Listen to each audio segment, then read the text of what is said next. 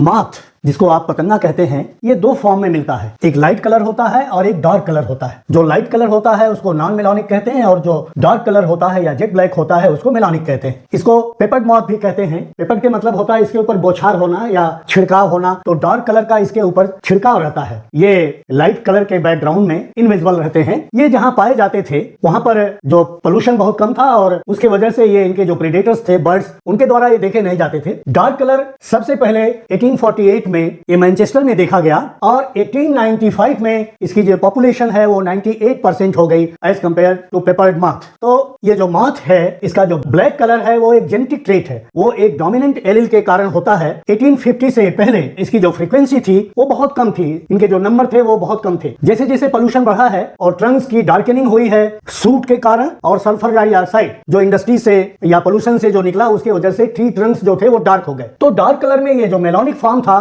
वो कामाफ्लेज कर गया, अपने बैकग्राउंड में मैच कर गया, इसलिए बर्ड के द्वारा कम खाया गया या नहीं के बराबर खाया गया और उस ब्लैक बैकग्राउंड में ये जो नॉन मेलानिक फॉर्म था वो विजिबल था और बर्ड्स ने इसका प्रेडेशन किया, इसको खा लिया। तो ट्रक ने एक हाइपोथेसिस प्रपोज किया कि जो पेपर्ड मॉथ थे वो प्रेडेटर्स के द्वारा सूटी ट्रीज पर बहुत अच्छे ढंग से विजिबल थे, क्योंकि जो सूटी ट्रीज थी सल्फर डाइऑक्साइड और सूट एक तरह का पाउडरी सब्सटेंस है जो इंडस्ट्री से निकलता है, उन सबों ने लाइकेन को किल कर दिया और ट्रंक्स जो थे ट्रीज के वो ब्लैक दिखने लगे। तो ब्लैक कलर में ब्लैक कलर का मार्क जो था बर्ड्स के लिए वो इनविजिबल था, लेकिन इसका कोई इन्होंने एविडेंस नहीं दिया। और जो दूसरे एक इकोलॉजिस्ट थे केटवेल 1950 में इन्होंने इस हाइपोथेसिस के लिए एविडेंस दिया। उन्होंने इक्वल नंबर में लाइट और डार्क कलर मार्क्स को रिलीज किया दो अलग अलग जगहों पर। एक था बर्मिंघम साइड में जहां पर पोल्यूशन बहुत ज्यादा था और एक जो दूसरी एरिया थी वो डॉर्सेट थी जो अनपोल्यूटेड एरिया थी। फिर उन्होंने रिकैप्चर किया, तो रिकैप्चर करने पर 19% लाइट मार्क्स मिले और 40% जो है डार्क मार्क्स मिले। और वहीं जो डॉर्सेट था जो कि अनपोल्यूटेड था उसमें 12.5 लाइट मार्क्स मिले और 6% डार्क मार्क्स मिले। अनपोल्यूटेड एरिया में लाइकेंस ग्रो कर गए थे ट्रीज पर, तो इस कारण से